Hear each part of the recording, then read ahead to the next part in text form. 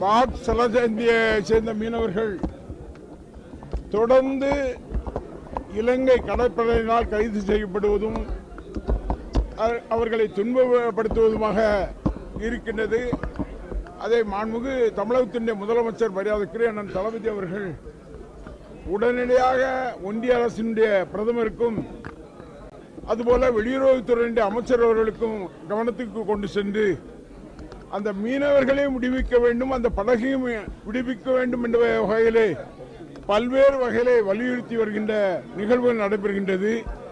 ஆனால் மீனவர்களை விடுவித்துவிட்டு ஏறக்குறைய ஏற்கனவே 245 படகுகள் இங்கே அந்த இலங்கை கடற்படையினால் பிடிக்கப்பட்டிருக்கின்றது.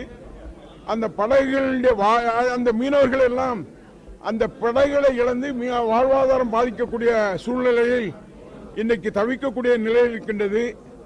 ஆனால் மத்திய அரசாங்கத்தில் இருந்து வருகின்ற அமைச்சர்களும் சரி, அதுபோல பிரதமரும் சரி, இன்றைக்கு ராமேஸ்வரம் இன்றைக்கு நம்முடைய பாரதத்தினுடைய பிரதமர் அவர்கள் சென்னை வந்தார்கள்.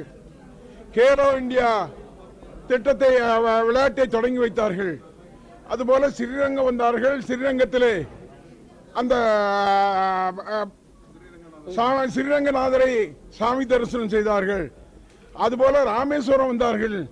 ராமேஸ்வரத்தில் உள்ள கடவுளை வேண்டினார்கள். நாங்களும் எல்லா கோயிலுக்கும் போறோம், எல்லா சாமியும் வணங்குறோம். ஆனால் அங்கே பாதிக்கப்பட்டு படகு இழந்து தவிக்கின்ற மீனவர்களுடைய நிலைகளை அறியாத பிரதமராக இன்றைக்கு நம்முடைய பாரதத்தினுடைய பிரதமர் அவர்கள் இப்படி இலங்கையில மாட்டிருக்கின்றது. எனக்கு 54 இன்ச்சு பாடின்னு சொல்லிட்டு இருக்கிறதுல என்ன பிரயோஜனம் இருக்கு? இன்றைக்கு இருக்கின்ற சூழ்நிலையில மாலத்தீவு இன்றைக்கு நம்ம கையில இல்ல, அதுபோல இலங்கை நம்மகிட்ட இல்ல, பங்களாதேஷ் நம்மகிட்ட இல்ல. என்ன நடக்குங்கிற சூழ்நிலை இருக்கக்கூடிய சூழ்நிலையில இன்றைக்கு இருக்கின்ற ஒன்றிய அரசாங்கத்தினுடைய நடவடிக்கைகள் தொடர்ந்து நடைபெறுகின்றது.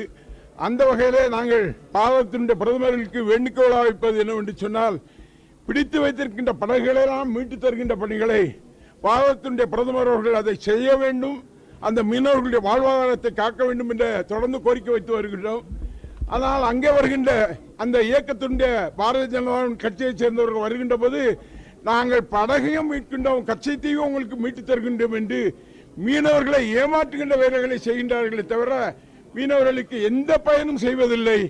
இன்றைக்கு பாரதத்தினுடைய பிரதமர் அவர்கள் அங்கே ராமேஸ்வரம் வந்தார் என்று சொன்னால் அந்த மீனவர் படுகின்ற பாடுகளை பற்றி ஏதாவது சிந்தித்தாரா, யோசித்தாரா, அதனுடைய நிலைகளை அறிந்தாரா என்ற வகையிலே நாங்கள் இன்றைக்கு அந்த மீனவர்கள் எல்லாம் இன்றைக்கு தவிக்கக்கூடிய நிலையில் இருக்கின்றார்கள்.